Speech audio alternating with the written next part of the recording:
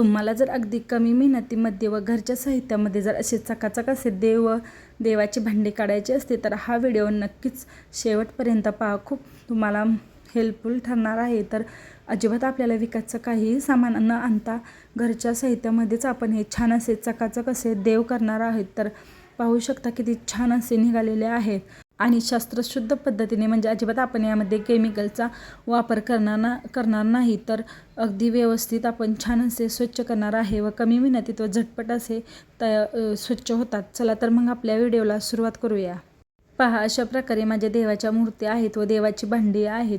तर व्हिडिओ मी तुम्हाला दाखवणारच आहे पुढे कशा प्रकारे स्वच्छ करायचे. तर त्यासाठी आपल्याला घरच्या साहित्यामध्ये जे आपले खायचं बारीक मीठ असतं तर ते घ्यायचं आहे. 1 ते 2 चमचे मी मीठ घेतलेलं आहे. त्यामध्ये 2 ते 3 चमचे घट्ट असं दही घ्यायचं किंवा मग जेवढं आंबट दही असेल तेही घेतलं तरी चालेल. त्यामध्ये एक अर्धा लिंबू आहे तर तो पिळून घ्यायचा.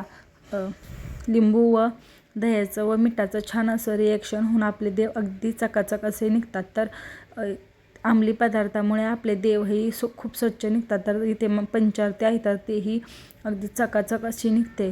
तर सर्व देव आहेत तर एक 5 ते 10 मिनटं इथे मी मुरत ठेवलेले आहेत, म्हणजे जे जास्त डाग आहेत तर ते निघतात. व ही जी प्लेट आहे तर ती अगदी लिंबाच्या सालीने मी घासून काढत आहे. अगदी झटपट अशी स्वच्छ झालेली आहे व अगदी चकाचकही होते. तर पुढे व्हिडिओमध्ये पाहिलंच तुम्ही कशा प्रकारे निघालेले आहे ते. तर पाहू शकता किती छान अशी झालेली आहे धुल्यानंतरनी. तर पहा, तांब्याची भांडी आहेत तर ती पटकन अशी धुवून स्वच्छ कापडाने कोरडी करून घ्यायची असतात, नाहीतर त्यावरती पुन्हा डाग पडतात. तर ती मी स्वच्छ अशी पुसून घेतलेली आहे. त्यानंतर ते माझी गणपती बाप्पाची मूर्ती आहे तर ती नवीनच आहे तरीही थोडीशी लाल झालेली होती. तर तीही अगदी चकाचक अशी निघालेली आहे. पाहू शकता अशाच प्रकारे तुमचे जे देव आहेत तर ते अगदी छान असे स्वच्छ होतात. त्यानंतर पंचारतीही मी अशा प्रकारे लिंबाच्या सालीने स्वच्छ करून घेतलेले आहे. त्यामुळे तेलकट जे असतं तर ते सर्व निघून जातं.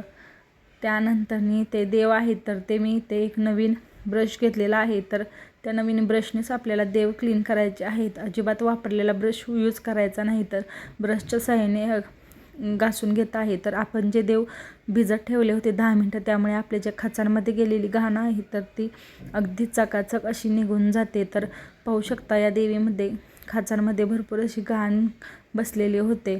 तर आता ते अगदी घासल्यानंतर चकाचक असे निघालेले आहे. कृष्णही खूप छान असा चकाकत होता. तर आठवड्यातून एकदा जर आपण अशा प्रकारे या मिश्रणापासून देव घासले तर आपले देव अजिबात खराब होणार नाही व कमी मेहनतीमध्ये छान असे निघतात. तर पहा कशा प्रकारे निघालेले आहेत स्वच्छ असे. तर मी 2 पाण्याने स्वच्छ धुवून घेतलेले आहेत.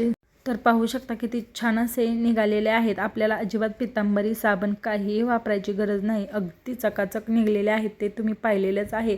त्यानंतर जी प्लेट आहे तर त्यातील सर्व मिश्रण एक काढून घेतलेलं आहे व छान असं लिंबाच्या सालीने घासून घेत आहे. तीही प्लेट अगदी झटपट अशी निघालेली आहे. पाहू शकता कशा प्रकारे माझे देव निघालेले आहेत. या ट्रिकपासून तुम्ही आठवड्यातून एकदा नक्की देव स्वच्छ करून पहा. तुमचे देव अजिबात जास्त खराब होणार नाही. व्हिडिओ आवडल्यास चॅनलला नक्की सबस्क्राईब करा. धन्यवाद.